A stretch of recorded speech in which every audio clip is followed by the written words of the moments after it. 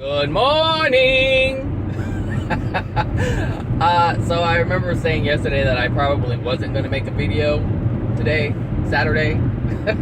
However, I'm on my way to see a client right now, so I wanted to do a quick video on something that I mentioned yesterday, and it kind of has something to do with what I'm on my way to deal with right now. So I wanted to talk about demons. I mentioned it yesterday, but I wanted to clarify what demons are, because what the world understands demons to be, that's not what it is. It's not what it is at all. The whole devil, Satan, demons things, fallen angels, it's very misunderstood. So I wanted to give some clarity as to what it is and what you're doing to fuel it.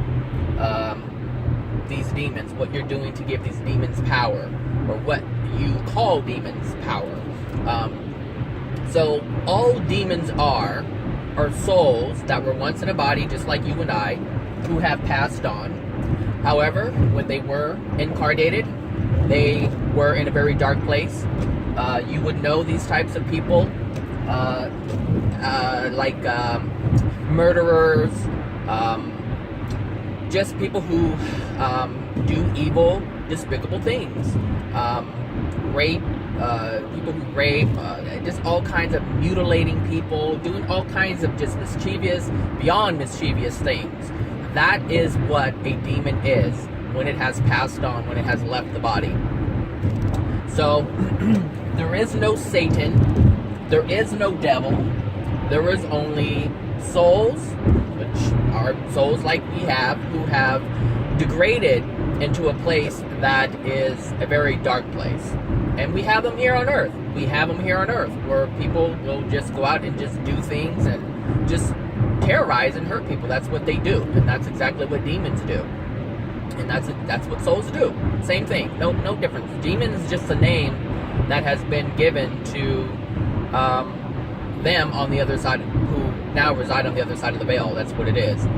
But without having that understanding, see, the thing is, you guys have to understand that when this stuff was being presented, the intellect of man way back in the day was not what it is today. We have expanded. We as human beings, humanity has went from a place of almost total ignorance, not total ignorance, but they were very naive. And so now we have more information, more understanding, more consciousness to understand these things differently than what they could have back then. We have so much evidence in our world today where things aren't so confusing.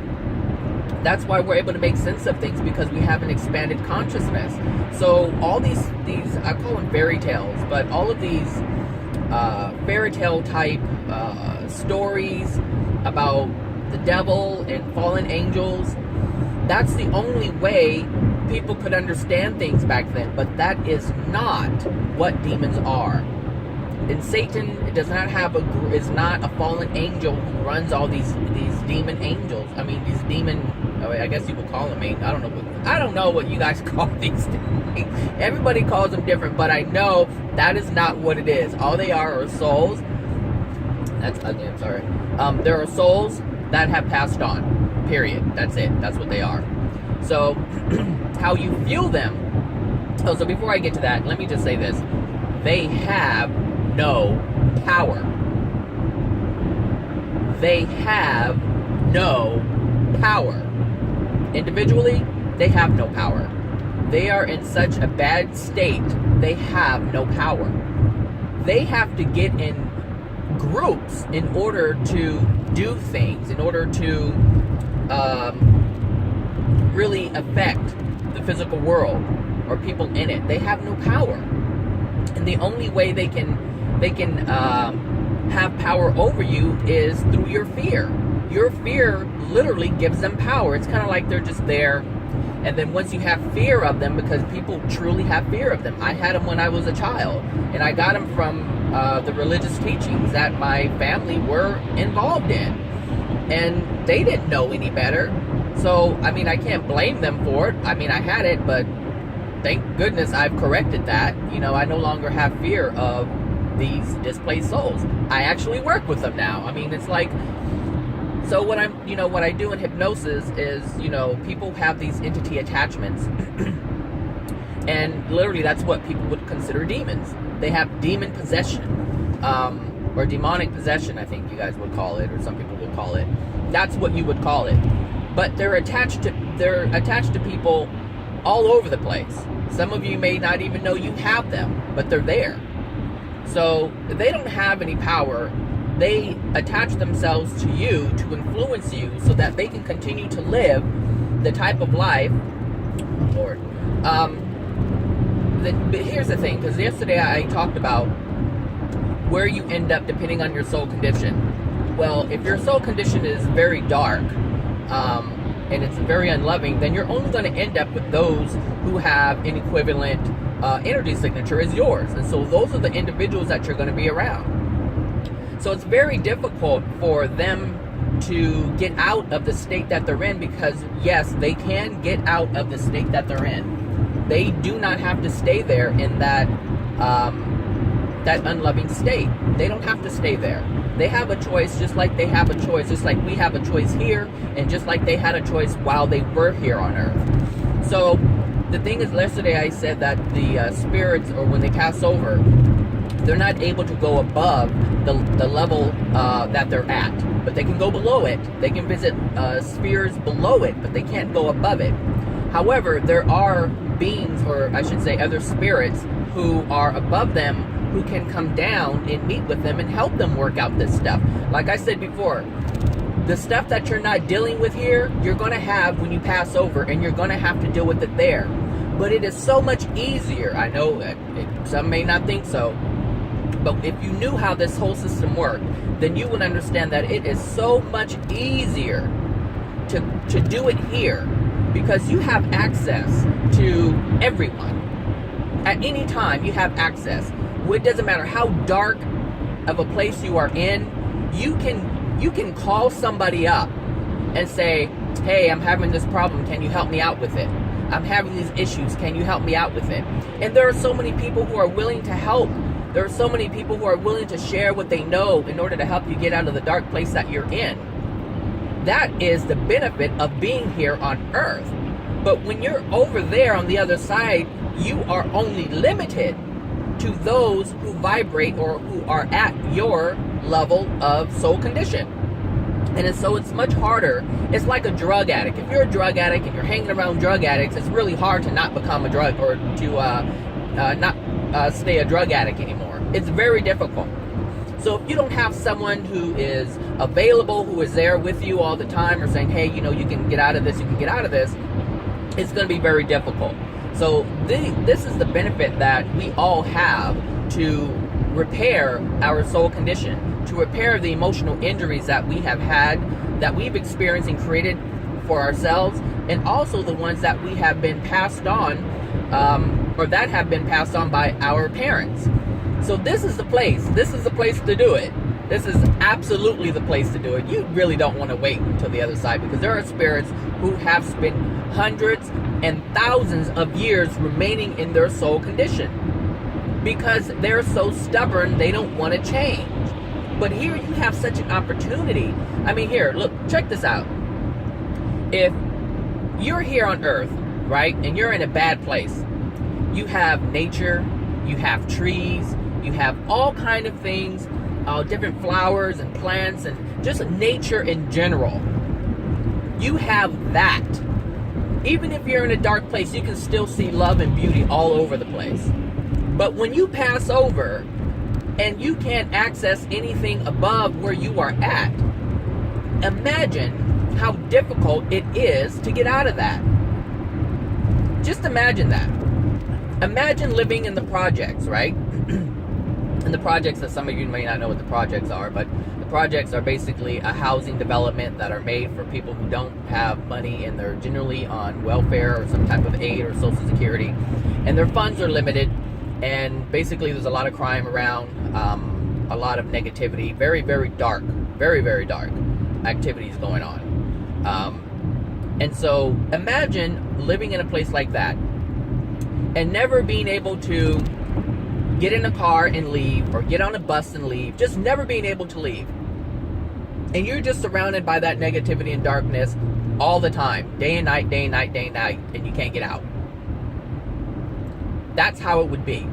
Until someone came down from a higher place, a higher vibration, a higher place of being, came down and showed you that there was something different, that there are possibilities for you to change.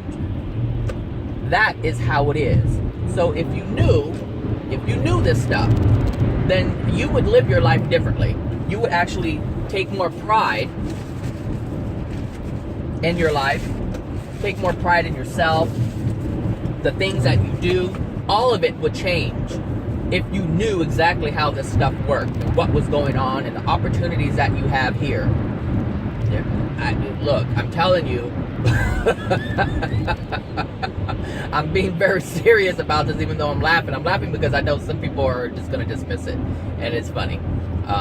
It's just funny because I already know some of the things that are going on in the heads of those who listen to this stuff, especially if they're not coming from a place where I'm coming from, where I understand it and I deal with this stuff on a regular basis. So, like I said, these demons are not fallen angels. Satan is not a fallen angel. Demons are not these whatever. Demons, what you would call a demon, I should say, is nothing but a soul who has passed on, that were tyrants here and they're tyrants in the non-physical, and they're earthbound. The ones that are here, that are messing with people, that are influencing people, these are earthbound souls. So they refuse to leave. They refuse to leave for whatever, because they find, if you want to call it joy, it's not really joy, but they get pleasure, I should say. They get pleasure out of terrorizing people. They get pleasure out of influencing people to do things that they usually wouldn't do. And I'm telling you, like, anyone who is on drugs and they want to get off of drugs, and they know within their heart they want to get off of drugs but they can't, it's spirit influence. It's not just them, because when we have a desire to do something, we just do it. And there are people who smoke cigarettes, for instance, and they've been smoking, and then all of a sudden they decide they didn't want to smoke, and they just stop, cold turkey, just stop. And they didn't have any withdrawals, they didn't have any anger issues, they just stopped. That was it. Those are the individuals who have spirit influence. Just like that, it's spirit influence. Now, those who are smoking and they try to stop and they can't, that is an addiction that they need in order to cover something up. So there's a difference. You kind of know, well, if you know it, then you kind of know that, you know, what the difference is between it's you who's doing it and spirit influence. Got it? You have more control than you think you have. But sometimes people have a lot of spirit influences, like they have a lot of entity attachments. And if you've had a lot of trauma growing up, then you definitely have it. If you have a lot of depression and anger growing up, then you definitely have a whole bunch of them attaching to you. And the reason why is because you emitted a frequency that allowed them to attach to you. You resonate at a frequency that they resonate, and they're able to link into you just like that. But as soon as you change, as soon as you don't emit that frequency anymore, they have to disengage, because they no longer can attach to you, because the resonance is different. It's no longer a match. So this is the benefit that you have when you start working on yourself and improving yourself. You're able to release, or have these spirits released from you, and you'll know it, because your life will get better. You'll just know it, and you're like, I no longer have that desire to do this, I no longer have the desire to do that. So anyway, I just wanted to talk about demons, because you know, the person that I'm going to see has some dissociative disorders, and there's some other things going on, and so I already know that there's some spirit attachments there. So that's why I wanted to talk about it. So how I would handle something like that, just FYI, I ask those entities to come forward and speak, and I speak with them.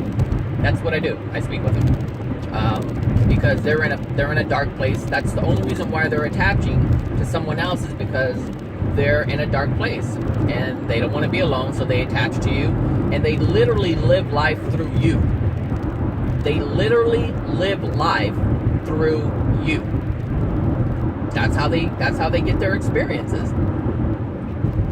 How else are they supposed to get it? They don't want to pass on. They don't want to go on because they already know where they're going to end up. Some of them are afraid of where they're going to end up. Some of them don't even know. So if you're confused in this life, you're going to be confused when you pass over. It's not like you pass over and you're connected to all this knowledge. No.